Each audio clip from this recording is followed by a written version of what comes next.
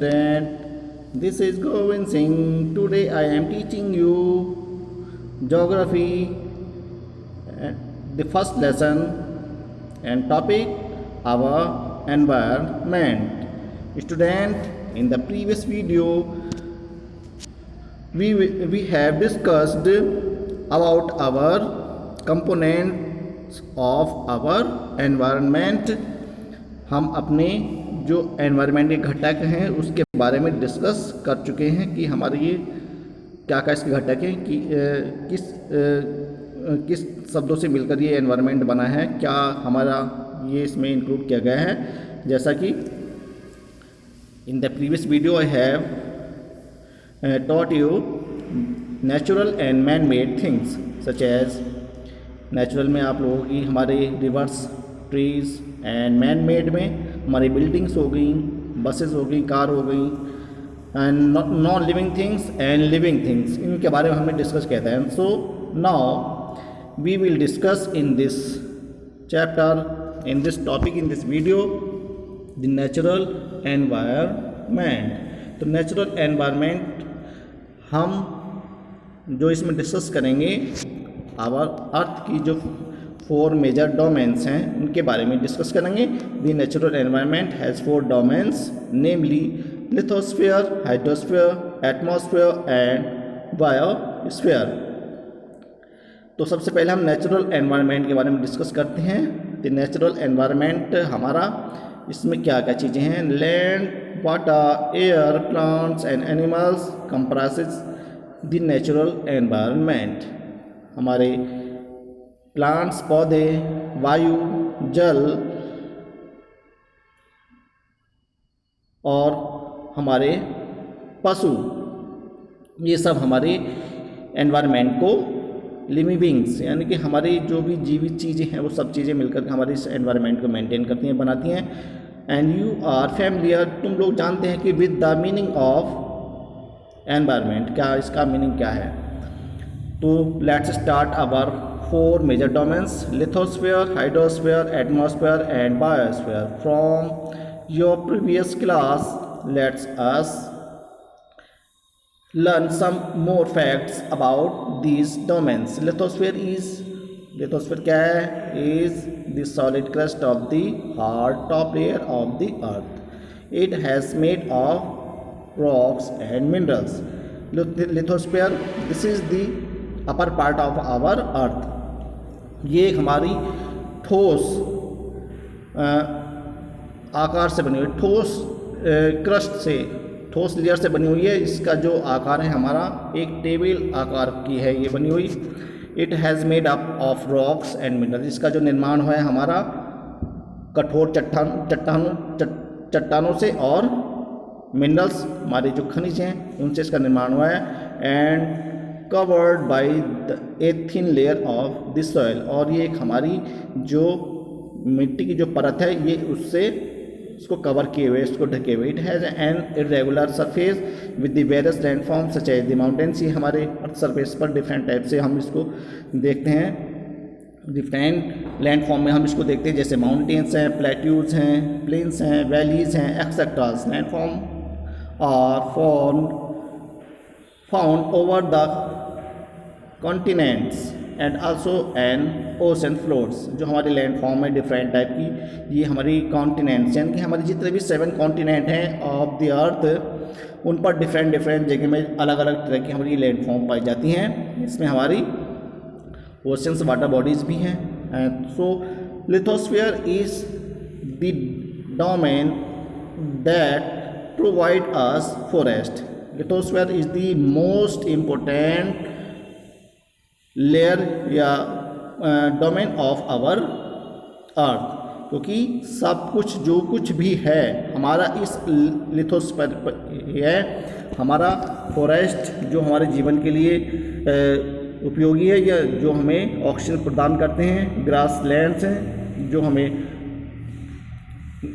Crops, जो हमें फसलें, डिफरेंट टाइप की जो चीज़ें हमें इसी लिथोस्फीयर एरियाज पर मिलती हैं. For grazing and land for agriculture, मतलब हमारी जो कृषि खेती की जो योग्य भूमि होती है वो हमारी इस लिथोस्फीयर भी है. एंड ह्यूमन सेटलमेंट्स, और हम सब ने जो अपने सेटलमेंट्स हैं वो यहीं इसी एरिया पर, इसलिए तो इस पर ही निर्माण किया है, बनाया है। It is also a source of mineral wealth, और इसके अलावा ये लिथोस्फीयर हमारी एक मिनरल्स का भी सोर्स है। मिनरल्स यानी खनिज, जिससे जैसे कि आपका पेट्रोलियम है, ये हमारा एक मिनरल्स हैं, हमारे कोल माइंस हैं, एंड आयरन है, एंड एक्सेट्रा बहुत सारी हमारे मिनरल्स हैं जो हमारे डेली लाइफ में हम इसको यूज़ करते हैं। इसलिए हमारी ये एक तरह से जो नेचुरल वेल्थ है, जो हमारे मिनरल्स है, ये हमारे लिए एनवायरनमेंट को मेंटेन किए बनाए हुए हैं। The domains of water is refer to the as hydrosphere. It comprises various sources of water and different types of water bodies like rivers, lakes, seas, oceans। तो जो डोमेन्स ऑफ हमारे hydrosphere है, इसको हम जल मंडल कहते हैं, जो हमारा वाटर बॉडीज़ को कवर करता है। जैसे हमारे इसमें लेक्स हो गई, झील हो गई, रिवर्स हो गई, नदियाँ हो गई, समुद्र हो गए, सागर, ओशंस हो गए, etcetera. It is essential for all living organism. Water bodies, hydrosphere, this is an important part of our life. ये हमारे जीवन का सबसे महत्वपूर्ण एंड एसेंशियल पार्ट है। इसमें हमारी लिविंग बीइंग, इसके बिना हमारी जो लाइफ है वो पॉसिबल नहीं है। तो इसलिए ये हमारी लाइफ का सबसे महत्वपूर्ण इम्पोर्टेंट पार्ट है हाइड्रोस्फीयर, जलमंडल। And the atmosphere is the thin layer of the air. This is our, हमारी एक जो एयर है, जो अर्थ के ऊपर का जो पार्ट है, लगभग हमारे यहाँ से 1600 kilometre above this area, this layer is surrounding of air of our earth. हमारी जो एरिया है, अर्थ है, इसके सराउंड, इसके चारों ओर एक परत है एयर की जो इसको कवर की हुई है। Due to our gravitational force of the earth holds the atmosphere around it. आप लोग जानते हैं कि हमारी जो अर्थ है, ग्रेविटेशनल फोर्स के कारण ये हमारे स्पेस में हैंगिंग है, लटकी हुई है। ठीक उसी प्रकार से जो हमारा एटमॉस्फेयर है, ये हमारी एटमॉस्फेयर में ये layer of air is surrounding, ये इर्द गिर्द है, हमारे आसपास ये। इसी कारण से हमें ऑक्सीजन, हमें जो डिफरेंट टाइप के गैसेज वो प्राप्त होते हैं। इट प्रोटेक्ट अस, ये हमारी सुरक्षा करती है। The major domains of the earth. Major domains, अब हम इनको डिटेल में इस जो इसकी जो मेजर डोमेन्स है, जो 6 क्षेत्र है हमारी इस अर्थ का, 4 मेजर डोमेन्स हैं, इनका हम इन डिटेल में या डिस्कस करेंगे। तो let's start the first topic of lithosphere. Lithosphere means स्थल मंडल, जिस पर हम लोग रहते हैं। इसका निर्माण कैसे हुआ है, ये क्या चीज़ है, आप लोग देख सकते हैं। This is the diagram of our lithosphere. ये एक हार्ड रॉक इसमें आपको नज़र आ रही है, एक सॉलिड ठोस top layer of the earth. It is made up of rocks and minerals. इसका जो निर्माण हुआ है, इसलिए जो बनी हुई है, ये कठोर चट्टानों से और मिनरल से मिलकर के बनी हुई है। हमारे जो मिनरल्स हैं, जैसे मैंने आपसे बता रहा था कि हमारे जैसे पेट्रोलियम है, कोल है, कोल माइंस है, आयरन है, मैग्नीशियम है, और बहुत सारी जो मिनरल्स हैं हमारे, हम यहाँ से इसमें से इसको माइन करते हैं। It has various landforms such as mountains, plateau, plains etcetera provide us land, forest, grassland and minerals. ये लिथोस्फीयर हमें क्या क्या चीज़ें प्रदान करती हैं? लैंड जो हमारी खेती के लिए उपयोगी होती है, फॉरेस्ट जो हमारे जीवन के लिए अमूल्य हैं, हमें ऑक्सीजन देते हैं, हमारे एनिमल्स को शेल्टर देते हैं, ग्रासलैंड है जो हमारे वाइल्ड एनिमल्स हैं उनको, और हमारे जो डोमेस्टिक एनिमल्स हैं उनको ग्रासलैंड जो इनको चारा प्रोवाइड कराती हैं, एंड मिनरल्स, मिनरल जो हमारे जीवन के लिए उपयोगी हैं, जो हमें हमारी जो ज़रूरत की चीज़ें हैं, जैसे मैं आप लोग बता रहा, पेट्रोल, हमारे जो व्हीकल्स हैं वगैरह इससे चलते हैं, तो ये मिनरल्स हम सब लोग इसी में से ही गेट करते हैं। लिथोस्फीयर में से ही हमें स्थल मंडल से ही मिलता है। हाइड्रोस्फीयर, हाइड्रोस्फीयर यानी जलमंडल। जलमंडल हमारा जो एक वाटर बॉडीज़ का जो पार्ट है, यानी कि जिसके बिना हमारी जो लाइफ है वो पॉसिबल नहीं है। हर लिविंग बीइंग के लिए हमारा जल का होना आवश्यक है। जल के बिना इस धरती पर, इस पृथ्वी पर कुछ भी पॉसिबल नहीं है। Everything needs of water. हर जो लिविंग बीइंग है, हर जो जीवित चीज़ है, उसको वाटर की आवश्यकता है। तो domain of water is known as hydrosphere, जिसको हम जलमंडल के नाम से जानते हैं। जलमंडल का it comprises of various source of water. इसमें हम क्या क्या चीज़ें लेते हैं, जैसे रिवर्स है, नदियाँ हैं, लेक्स है, झील हैं, सीज हैं, ओशियंस हैं, etcetera. It is a very essential for all living organism. ये हमारे जीवन, जिनमें जीवन होता है, उन सब के लिए ये सबसे महत्वपूर्ण है, ये जलमंडल। And third biosphere. बायोस्फीयर यानी जीव मंडल। Biosphere is the combination of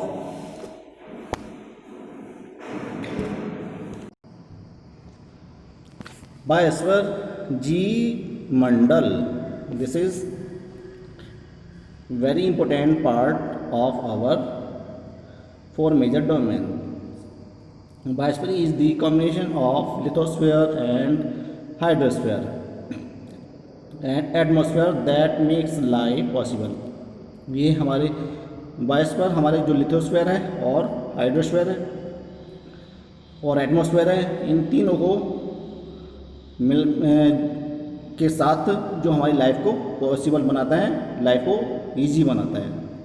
यानी कि इसमें हमारा जीव मंडल, सारे जीव जगत इसमें आ जाता है। जैसे the biosphere consist of biotic component and abiotic component. इसमें हम क्या इंक्लूड करते हैं, बायोटिक, यानी कि जो लिविंग बीइंग्स हैं, जो लिविंग थिंग्स हैं, जैसे प्लांट्स है, एनिमल्स है, लिविंग बीइंग्स हैं, ये सब हमारे इसमें इंक्लूड करते हैं। तो this is our biosphere. And abiotic component.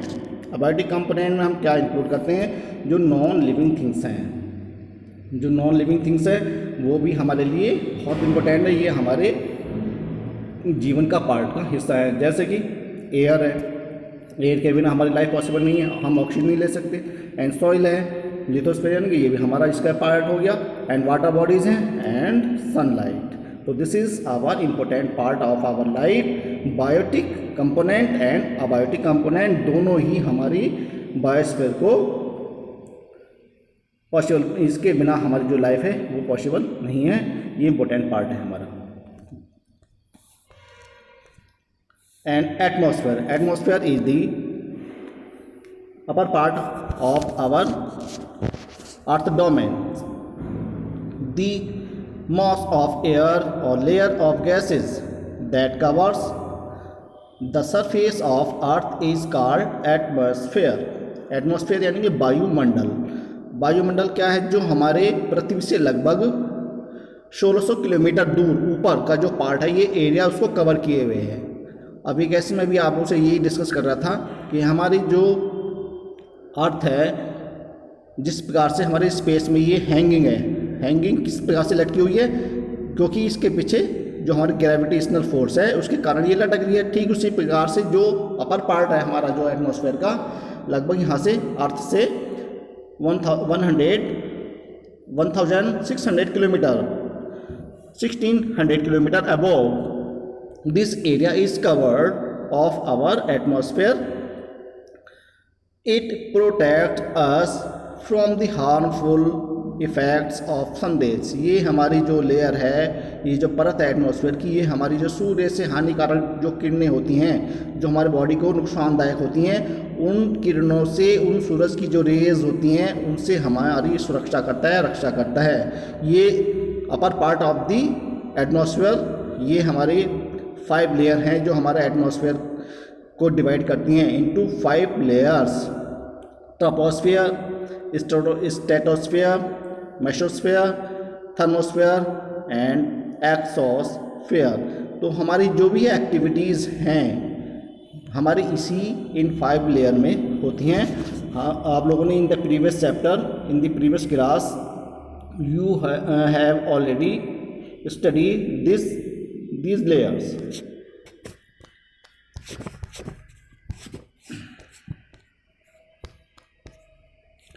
And now your next topic ecosystem. Ecosystem क्या है, हमारा परिवेश। इसमें हम क्या क्या चीज़ लेते हैं, all plants, animals, human beings depend on their immediate surrounding and are interdependent on each other। इसका क्या तात्पर्य है? इसका मतलब है कि हमारा जो परिवेश है, जो हमारा, ये हम सब आपस में इस पर इंटरडिपेंड है, एक दूसरे पर निर्भर है। वो कैसे? This relationship between the living beings, organism, as well as the relation between organism and their surroundings from an ecosystem। तो दिस इज एन एरिया जहाँ पर हमारे लिविंग बींग्स रहते हैं। और ये एक साइकिल आपको नज़र आ रहा होगा, देख सकते हैं फ्रॉम दिस डायग्राम। ये हमारा साइकिल है, किस प्रकार से हमारी प्रकृति है, ये सब एक दूसरे पर डिपेंड निर्भर है। और in the next we will discuss, हम डिस्कस करते हैं। This is so our ecosystem. ये हमारा एनर्जी का source, yellow colour is so our energy source and green is so our nutrients. ये हमारी जो चीज़ें हैं, ज़रूरत की जो चीज़ें हम कहाँ से, किस चीज़ से ले रहे हैं। CO2 है, कार्बन डाइऑक्साइड है। प्रोड्यूसर से कहाँ से हम ऑक्सीजन हमारी कहाँ से प्रोड्यूस हो रही है? देखो हमारी ट्रीज से ऑक्सीजन प्रोड्यूस हो रही है। और ट्रीज़ हमारे कहाँ से अपने लिए एनर्जी ले रहे हैं? फोटोसिंथेसिस, यानी कि सूरज के माध्यम से, सन के माध्यम से हमारे ये ऑक्सीजन ले रहे हैं। और इस प्रकार से हमारे एनिमल्स एनर्जी ले रहे हैं। किस प्रकार से, किससे ले रहे हैं? जो ग्रासेस हैं और डिफरेंट टाइप की जो चीज़ें हमारी, इस प्रकार से ये हमारा इंटरडिपेंडेंट एरिया है। पार्ट्स ऑफ आवर इकोसिस्टम, हमारे इकोसिस्टम का क्या हिस्सा है? पार्ट जो हैं, 2 primary parts of an ecosystem, biotic and abiotic. तो बायोटिक यानी कि जो लिविंग थिंग्स हैं, वो जो चीज़ें हैं, वो हमारी इस इकोसिस्टम का पार्ट है। एंड अबायोटिक थिंग्स, जो नॉन लिविंग थिंग्स हैं, वो भी हमारा जीवन का पार्ट है, हिस्सा है। ये हमारे इकोसिस्टम का पार्ट है, हिस्सा है। You can C from this image कि किस प्रकार से, देखो हमारी ये जो डायग्राम है आपको दिखला रहा है, ये एक इंटरडिपेंडेंट टू ईच अदर। हमारी जो प्लांट्स है, ग्रास है, उसका जो एनर्जी का सोर्स है वो हमारा सनरेज है। You can see level first our plant take energy from the sun and second level our animal deer is depend on our grass and deer this is our herbivores। ये हमारा शाकाहारी animals है, जीव है। And now third level is so a tiger. You can see that tiger is our carnivores. ये हमारा जो animal है, ये हमारा फ्लैश को खाता है, यानी कि हमारा जो ये एनिमल्स है, ये फ्लैश के बिना जीवित नहीं रह सकता। तो ये हमारा जो डिपेंड है एनिमल्स पर है, जो हमारे हार्बिवोर्स हैं, जो एनिमल्स हैं, और उन पर डिपेंड करता है। यानी कि किसी की डेथ किसी को जीवनदायी नहीं होती है। तो ये हमारा एनिमल, ये हमारा राष्ट्रीय एनिमल भी है। तो इस प्रकार से ये लेवल 3 ये डिपेंड कर रहा है, हमारा सेकेंड लेवल पर डिपेंड कर रहा है। And the third level is clear and 4th level is decomposes. तो हमारा जो डेड वंस होते हैं, जो हमारे डिकम्पोज यानी कि जो भी डेड वंस हो जाती हैं, उनको कंपोज करने के लिए जो ये हमारा एनवायरनमेंट इस प्रकार से जो बना हुआ है, interdependent ecosystem this is show the diagram all ecosystems.